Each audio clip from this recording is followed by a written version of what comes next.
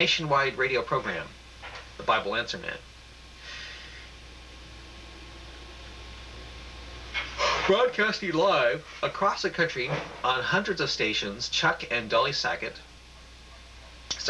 laid the ceremonies out once again, playing segments of the actual rituals from Chuck's original tape recording and answering callers' questions from all parts of the country. While all this intense activity was going on, faithful Mormons were becoming extremely unhappy over the church's silence against the charges of heresy and occultism. To make matters even more cumbersome, some of the women in the church were getting tired of being treated like chattel in the temple rituals and were starting to become vocal about their feelings. And this next title is called A Remarkable Event. We have no way of knowing exactly what caused the brethren to act. We suspect it was the culmination of the many attacks, not only from the former Mormons, but increasingly from within the Mormon Church. What we do know is that several months later, the LDS Church closed its U.S. temples for what everyone believed were normal renovations and repairs. On April 10th, 1990, immediately after the General Conference, the church's largest ecclesiastical gathering of the year, the doors were once again opened to those Mormons with temple recommends, except this time something besides the carpeting had changed. Major revisions had been made to the rituals themselves. As Chuck Sackett remarked in his detailed report of the changes, quote, "No announcement was made of a new revelation, nor was a sustaining vote taken, as church rules require. Mormons have been taught that the temple rituals were a direct revelation from God to Joseph Smith Jr., founder of Mormonism. Such drastic changes should only be made through another revelation to Ezra Taft Benson, the current Mormon prophet. Mormons have been taught that such revelations must be reported at General Conference in early April, and a sustaining vote taken to give the revelation official approval and sanction of the membership." Unquote. It was apparent that the Mormon Church chose to wait until immediately after the semi-annual General Conference to effect the changes and sidestep embarrassing member concern over it at the leadership meetings. Mormons, as we noted earlier, are under solemn oath not to discuss things of the temple outside its doors. By the time of the next General Conference in October, the brethren had the membership under control, and the drastic changes never became an issue. What is most fascinating about the changes is that the church had literally ripped out almost everything in the temple ceremony that the many ministries to Mormons had been exposing since Chuck Sackett walked out of the Los Angeles temple with that tape recording in his pocket. The parts that were removed were the very things that declared as grievous to God across the nation on radio and television and in newsletters and books. The sections that were expunged were primarily those that Chuck and Dolly Sackett reenacted in both the Godmakers and the Temple of the Godmakers. Mormon leaders took the only road out of the swamp. They radically changed a ritual that had supposedly been restored to its original form when it was given to Joseph Smith from the very mouth of God. Yeah, quote, "from the very mouth of God," unquote. We will deal with the new Mormon doctrine of progressive revelation more fully in another chapter, but as briefly noted earlier, it is the quasi-doctrine of concession that states that the revelations of any living prophet can supersede the revelations of any former prophet. What an open door to heresies within heresies. Okay, the text title is called The Details. When news of the temple changes came, when news of the temple changes came, the specifics of the Reformation were sketchy. The very first week, a number of calls came from far and wide about the changes. The exact details surfaced when a friend of a friend passed the details to our Mormon ministry in Salt Lake City. This material clearly confirmed the changes Chuck Sackett reported in an April 1990 report, which received wide circulation when it was duplicated in full in the September 1990 edition of the Evangel, a monthly newspaper produced by the ministry of John L. Smith, Utah Missions Incorporated in Marlow, Oklahoma. The Sackett report detailed a number of significant changes, and with his permission we will quote his description of the changes at length. 1. The execution of the penalties had been removed from the priesthood signs. No longer will every initiate be required to perform the 3 morbid gestures associated with having their lives taken if they reveal any of the temple secrets. These gestures were: A. Running the thumb across the throat from the left ear to the right, signifying having one's throat slit from ear to ear. B. Drawing the right hand across the chest from left breast to right, signifying having one's chest ripped open and one's heart torn out. C. Running the thumb across the abdomen, signifying having one's body cut asunder and one's vitals and bowels gush out. So it's like, what a relief this will be to thousands of civilized and sensitive Mormons who have been offended by this barbaric atrocity with each temple visit, and also to those who decline to attend the temple because of this highly offensive aspect. 2. The most awesome spectacle of the entire series of the temple ritual is gone. The sign of the second token of the Melchizedek priesthood, the patriarchal grip or sure sign of the nail, has been eliminated. No longer will temple initiates be required to chant in unison the famous Pele Ale, Pele Ale, Pele Ale, as they raise and lower their arms 3 times in the universal gesture of obeisance. No longer will thinking Mormons travel home wondering, as we did so often, what does Pele Ale really mean? Number 3. The Masonically inspired 5 points of fellowship through the temple veil have been eliminated. No longer will temple initiates be required to embrace, quote, the Lord, unquote, through the veil in this mystical, highly occultic configuration, while they whisper in his ear the name of the second token of the Melchizedek priesthood, the patriarchal grip or sure sign of the nail. The embrace is out, but it is likely that the incantation associated with it is still in. Apparently, initiates will still be required to repeat back to, quote, the Lord, unquote, through the veil.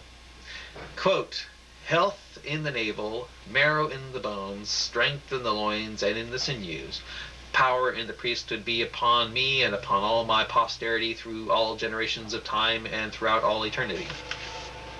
Number 4. Lucifer's hireling lackey, a Christian minister, is out. No longer will initiates watch the devil hire a Christian pastor, representing all Christian clergymen, to teach his satanic doctrines to Adam. No longer will they watch him mock and ridicule the most basic doctrines of Christianity. No longer will they watch as this Christian hireling abandons his faith and teachings and changes altars to join Adam and Eve in the Mormon priesthood program of works and rituals. The liturgical significance of this change is profound. It is true. The initiate's personal identification with Adam or Eve, as they renounce and deny the basic tenets of Christianity, that the purge of all remnants of Christian commitment in the initiates is accomplished. This crucial act in the Mormon conversion process would seem to have been eliminated. What will be substituted to accomplish this vital function, spiritually bonding the initiates to LDS priesthood power? 5. Women will no longer be required to veil their faces during the prayer in the endowment prayer circle. However, they will still wear the veils as their regular head covering. This was a vital symbol of the subservience of women in the priesthood and the dominance of the man in all aspects of Mormonism. The veil is to be lifted only by her worthy resurrected husband in this process of resurrecting her. 6. Women, single and married, will no longer be required to swear an oath and covenant of obedience to their husband. This change may have the most radical effect of all on Mormonism. The oppressive stigma of female singleness will no longer be officially imposed by the Mormon God in the temple. Single women will be somewhat relieved of the extreme pressure to marry. The wife will no longer be reminded with each temple visit that her only channel to her God is through her husband and that his faithfulness determines her eternity. Each Mormon husband can no longer rely on his wife or wives to constantly prod and motivate him to do his duty to the church based upon her total dependence upon him for her eternal exaltation. What will become of the church as a result of the change? What will become of the church as a result of the change? How many worthy priesthood leaders will become indifferent or lazy due to this major doctrinal change? We will have to watch and discern the inevitable decline in vigor taking place. All emphasis is added. We will have to watch and discern the inevitable decline in vigor taking place. All emphasis is added. One of the more interesting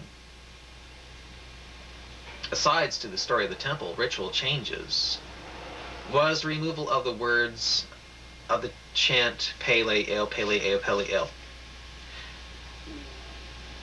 A number of years ago, the Sacketts showed that the words were quick step to the side from words in Hebrew that mimic, in their harshest translation, O marvelous Lucifer. In a far more conservative translation, the words read, O marvelous God, with the God, little g, being defined as that one to whom the words were spoken. Using even that approach, one can see in the ritual that the words had to refer to Lucifer, who was the one who responded when Adam called out what was supposed to be an English translation of the word. The Sackett report on Pele El had been an issue of long-standing debate within a few of the more intellectual ministries to Mormons. Surely ex-Mormon theorists could argue the points till the end of time, but in the temple, when Adam called out those words, Lucifer was the only God who answered. Most importantly, the Mormon Church pulled the entire sequence containing the Pele El chant from the ritual. There is no way of proving that the chant was removed because of the Sackett's observations, but why else would such a critical portion of the original ritual be dropped. One of the news reporters who interviewed Ed in Salt Lake City during the premiere showings of the new film wanted to know why we had portrayed examples of the old temple ritual in The Godmakers 2. We did it because we didn't want the Mormon hierarchy to get away with secretly removing key portions of what they claimed was a sacred ritual restored to the purity of its first century order by the holy power of God. The theology of restorationism cannot allow you to change something that has already been restored to its original perfection. The alterations in the temple ceremony made headline news across the country. The alterations in the temple ceremony made headline news across the country. I remember that. One report in the Arizona Republic particularly caught the flavor of the many facets of change involved. Quote, revolutionary changes in the temple ceremony are seen as a move to bring the secret ceremony closer to mainstream Christianity. The changes are the most drastic revisions of the century, reviled only by the church's removal at the turn of the century of an oath to avenge the killers of church founder Joe Smith, according to Mormon insiders. The asking to remain anonymous member said, they are substantive, I would say, in the cosmetics of the thing rather than in substance.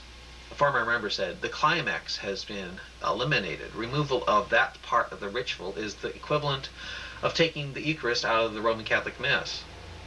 Not all Mormons are happy with the ceremony changes. Quote, I have Mormon friends who will see it as a step toward apostasy and an accommodation to the world, said one practicing Mormon in Utah.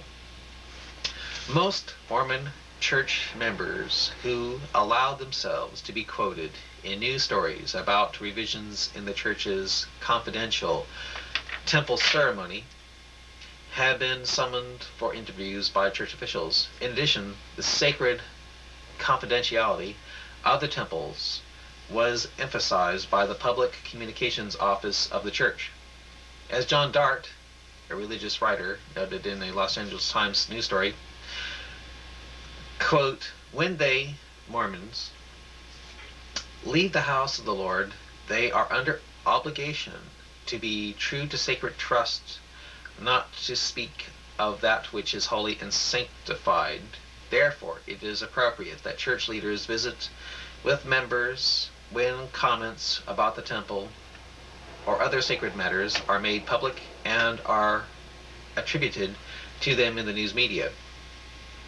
Ron Prentice, one time editor of the Seventh East Press, said he was reprimanded during his interview with a church authority for taking to the press, and called the revisions, quote, the most significant change in the church since blacks received the priesthood in 1978.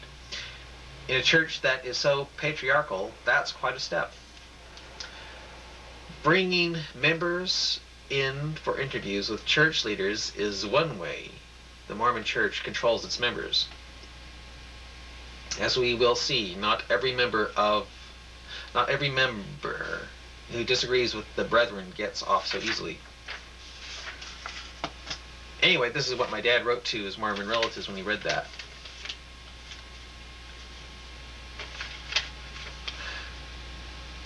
And this is the original copy too. This is the original. I wrote this July 15th, 1996. Anyway, he also wrote another letter that's even more powerful than this one, but I think he took it with him to Modesto. Okay, July 15th, 1996. Dear Cousin Richard, boy, am I surprised. You could have knocked your old cousin over with a feather.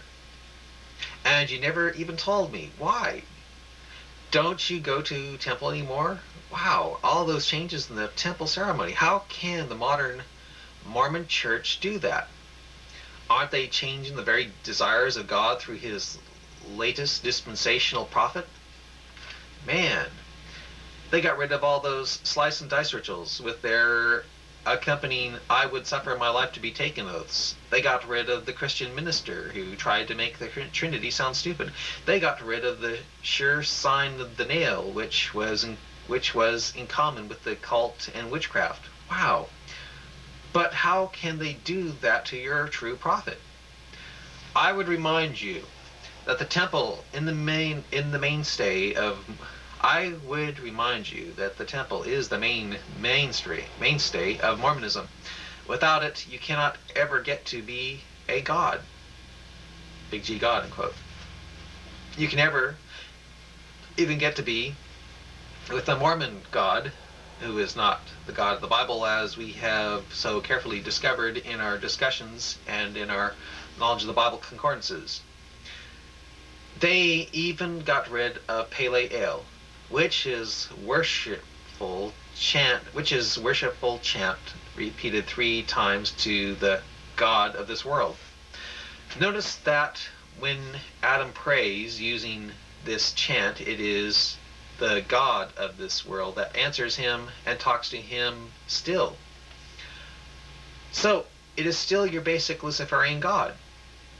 And they did not change that horrific command of Lucifer's for all the good Mormon participants to put on the emblems of my Lucifer's power and priesthoods. And all good Mormons are still buried in those items. Even the 5 points of fellowship through the temple veil has been eliminated. Women are no longer required to veil their faces during the prayer in the endowment prayer circle, a symbol of subservience of women to the priesthood and the dominance of the man in all aspects of Mormonism, since the veil was to be lifted only by her worthy husband in his process of resurrecting her. Richard, why change something that means very godhood to you, and supposedly restored to its original form when it was given to Joseph Smith from the very mouth of the Mormon God? You've got to admit, the God of Mormonism and the God of the Bible are 2 opposing entities. Even the God of the Book of Mormon is opposed to secret oaths and ceremonies. Oh yes, you challenged me on this one. Oh yes, you challenged me on this one. You asked me, where did Mormon prophets ever state that you had to be a polygamist to become saved, or in LDS terms, exalted to godhood? It was stated as scripture by Brigham Young in the Journal of Discourses, volume 11, page 269. And of course it is still called Living the Principles of the Gospel in Doctrine and Covenants 132. But the most telling lie, I still believe, is the one Joseph Smith told about God himself. Elohim still orders Jehovah to go down and organize yonder material. The God of the Bible, too bad Joseph Smith had no modern concordance, is still called the Lord God, or Jehovah Elohim, and he is one God, unlike Joseph Smith's polytheistic creation. Elohim is Jehovah. Quote, and Elohim spake unto Moses and said unto him, I am Jehovah. And I appeared unto Abraham, unto Isaac, and unto Jacob by the name of God Almighty, but